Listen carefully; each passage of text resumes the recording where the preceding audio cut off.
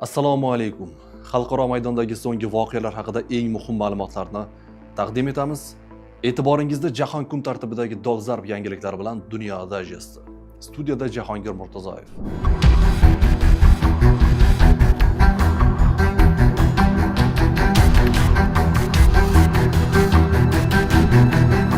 AQSh armiyasi 21 fevraldan boshlab Eronga zarba berishga tayyor.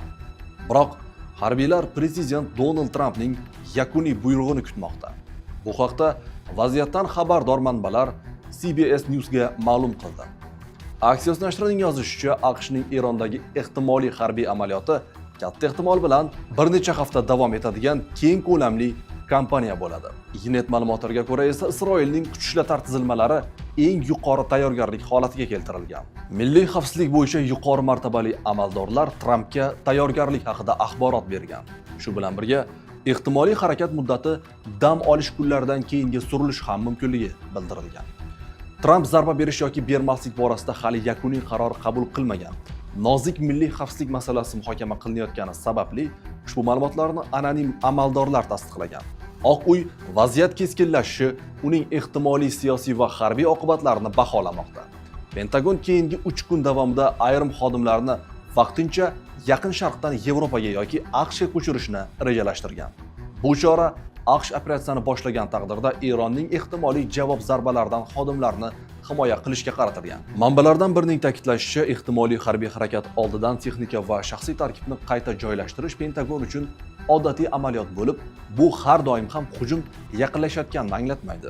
Davlat kotibi Marko Rubio taxminan 2 haftadan so'ng Isroil bosh vaziri Benyamin Netanyahu bilan qo'shimcha muzokaralar o'tkazishni rejalashtirgan.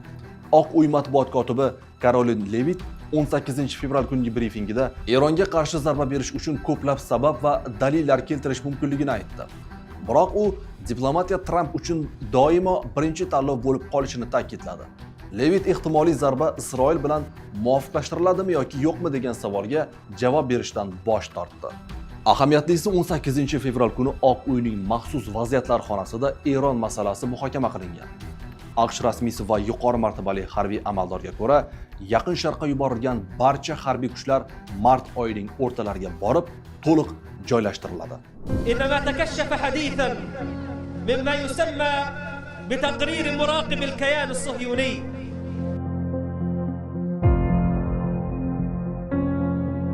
Hamas Tinchlik kengashidan G'azoda qon to'kilishini to'xtatishni talab qildi. G'azoga qarshi genotsid hali ham davom etmoqda. O'ldirish, ko'chirish, qamal va ochlik hali ham to'xtamagan dedi Hamas vakili Hazm Qosim. Tinchlik kengashining ilk yig'ilishi bugun 19 fevral kuni Vashingtonda bo'lib o'tadi.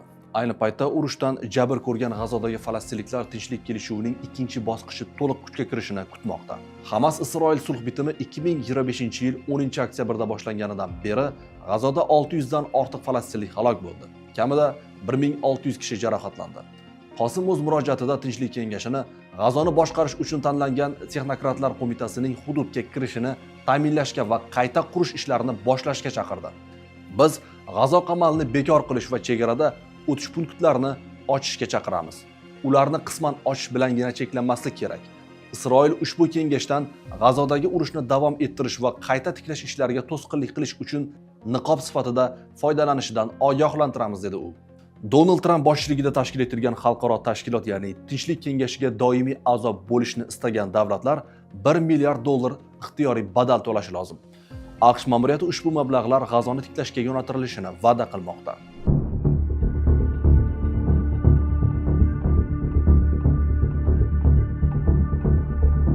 AQShning Eronga qarshi hujumlarida Isroil ham ishtirok etishi kutilmoqda.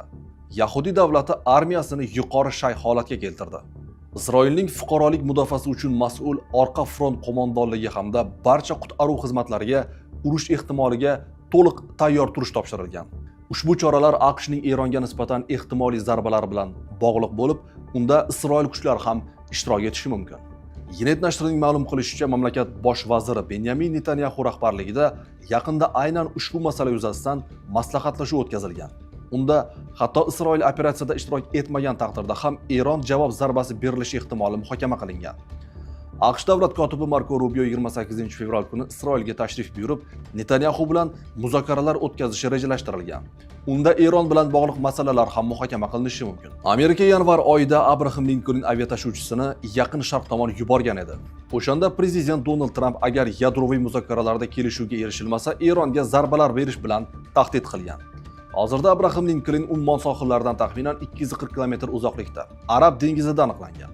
U Erondan qariyb 700 km masofada joylashgan. Ushbu kemada 90 ta samolyot va 5680 nafar ekipaj a'zosi bor. Ko'plab taxminlarga ko'ra, AQSh zarbalar uchun aynan ushbu kemada joylashtirilgan qiruvchilardan foydalanadi.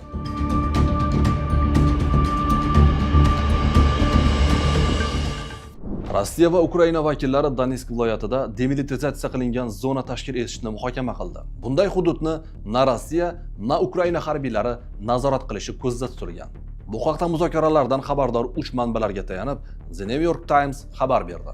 Mazkur tashabbus avvalgi takliflardagi g'oyalarni yana kun tartibiga chiqarmoqda. Jumladan, noyabr oyida AQSh prezidenti Donald Trump ma'muriyati taqdim etgan 28 bandlik rejada ham shunday zona yaratish nazarda tutilgan edi.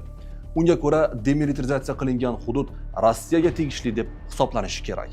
Taklif ikki tomonni ham qoniqtirish uchun muzokarachilar ushbu hududda erkin savdo zonasini tashkil etishni ham ko'rib chiqqan. Urushdan keyin hududni boshqaradigan fuqarolik ma'muriyati tuzish g'oyasi ham muhokama qilingan. Ma'muriyat tarkibiga ham Rossiya ham Ukraina vakillari kirishi kutilmoqda. Biroq hozircha tomonlar bu borada aniq to'xtamga kelmagan. 4-5 fevral kunlari Abu Dabida o'tgan uchrashuvda Ukraina vakillari Rossiya qo'shinlarini front chizig'idan qisman olib chiqish variantlarini muhokama qilgan. Qo'shinlarning chekinishi teng bo'lmasligi mumkin. Avvalroq Ukraina prezidenti Vladimir Zelenskiy har ikki tomondan teng masofaga chekinishni talab qilgan edi. Rossiya prezidenti yordamchisi Yuriy Ushakov avvalroq bunday hududga qarshilik bo'lmasligini aytgandi. Biroq ushbu hududni Rossiya politsiyasi yoki Rosgvardiya xodimlari patrul qilishi shart ekanini ta'kidlagan. Ukraina esa qurolsizlantirilgan hudud zonasiga xalqaro tinchlikparvar kuchlar joylashtirilishini talab qilmoqda. Sababi ushbu hududda 190 ming kishi, jumladan 12 ming bola yashaydi. So'nggi haftalarda Rossiya va Ukraina AQSh ishtirokida bir necha bosqichda muzokaralar o'tkazdi. Zelenskiy navbatdagi muzokaralar raundini fevral oxirigacha o'tkazishni taklif qilgandi. Global yangiliklarning eng muhimlarini Daryoda kuzatishda davom eting. Bizdan uzoqlashmang. Yana ko'rishguncha omon bo'ling.